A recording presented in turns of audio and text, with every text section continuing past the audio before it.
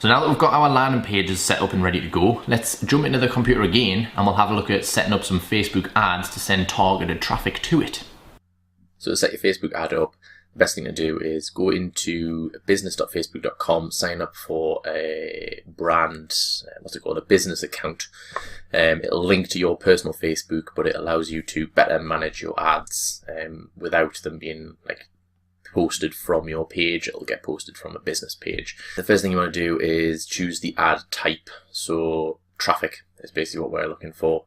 Then give it a name. So I've called my test campaign just for sort of this process. Click continue. Then you can pretty much leave all this as standard. You want to be sending the traffic to a website. You can play around with offers. I've been doing a little bit of that lately, but to be honest, I think in this situation, the offer is pasted on the Zon page's website or your landing page, so there's really no need to do that. So next, choosing your audience. So you can either go into a custom audience that you've already created, but if you want to learn more about targeting, there's plenty of things out there on YouTube talking about targeting. Facebook also has their own stuff about targeting, but I'll give you a really quick rundown.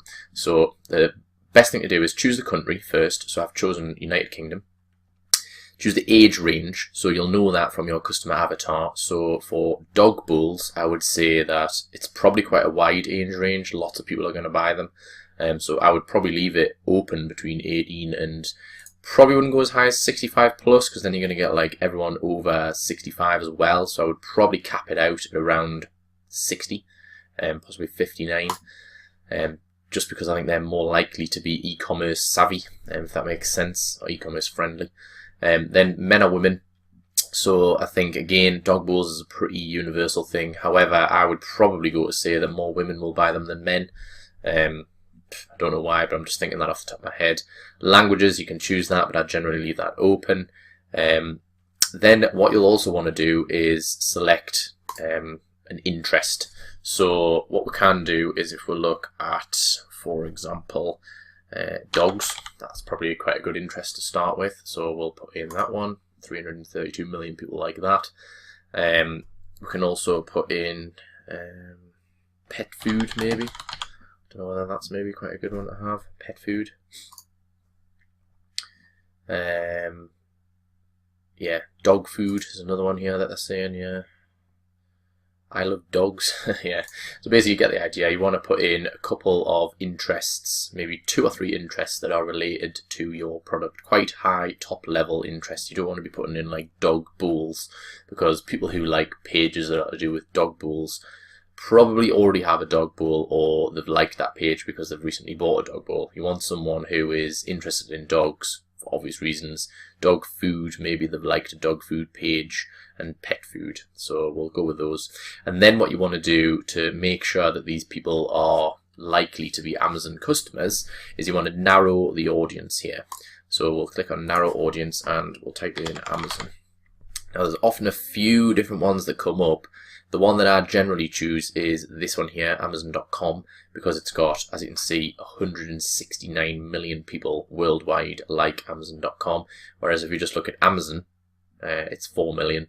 Plus, I'm not really 100% certain whether this is obviously people who have expressed an interest or like pages related to Amazon.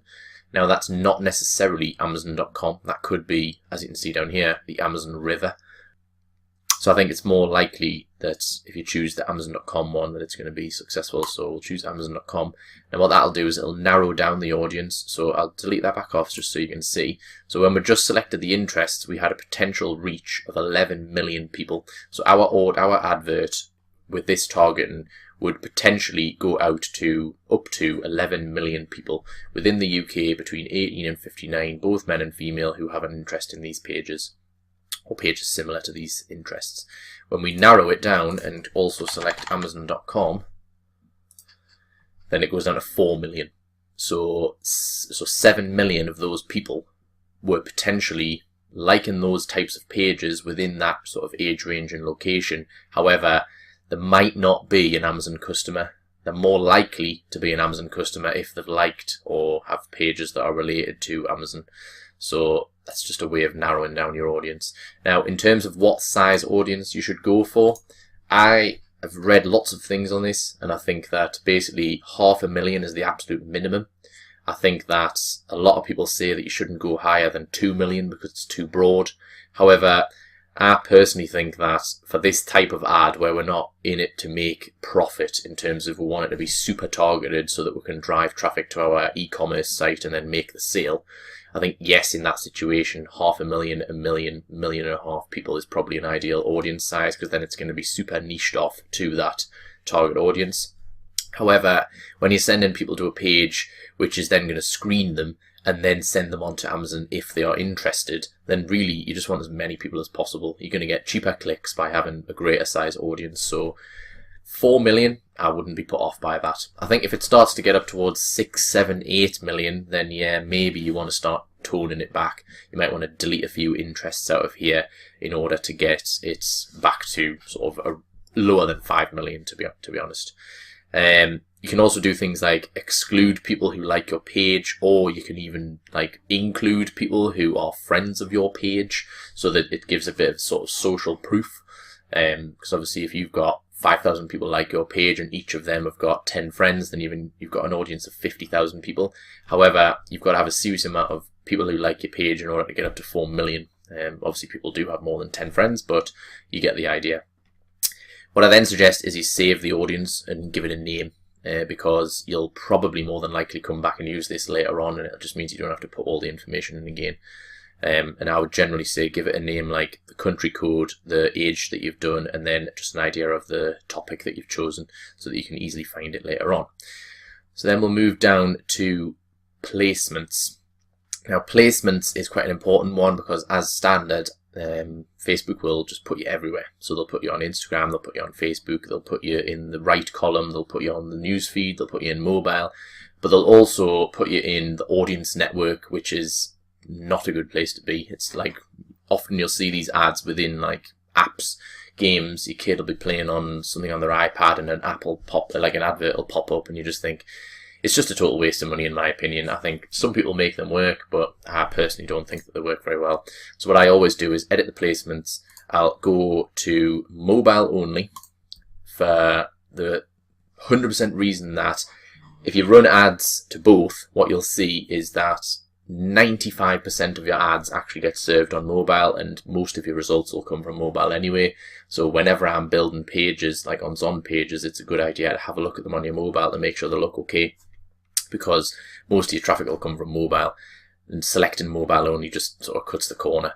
Then what you'll want to do is go into the Facebook column and basically turn off this instant articles.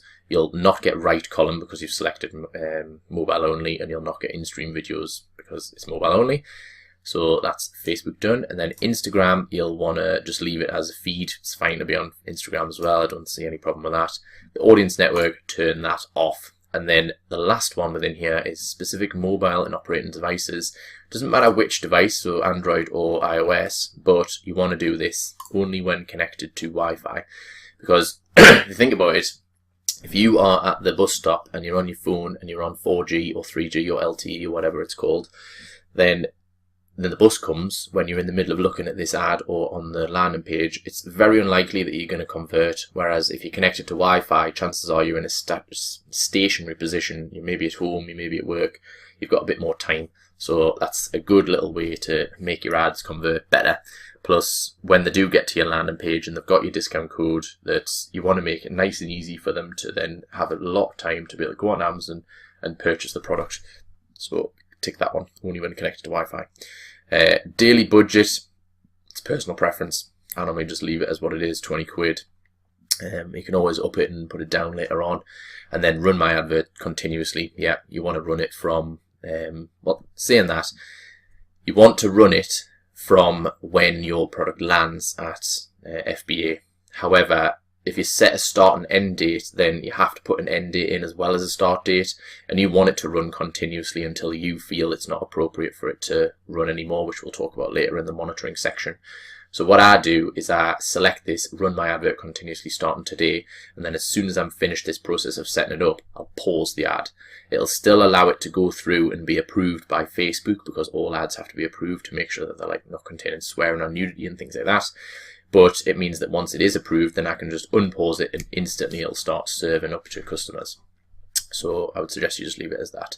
Optimization for link clicks makes like very little difference for the ads that we are running. You can do a bit of research into that later on if you want to be a bit more serious about Facebook ads. The bid amount, so this is sort of a grey area. You can either leave it as automatic, which is probably what I do on most of my campaigns, to be honest. That way it lets Facebook choose.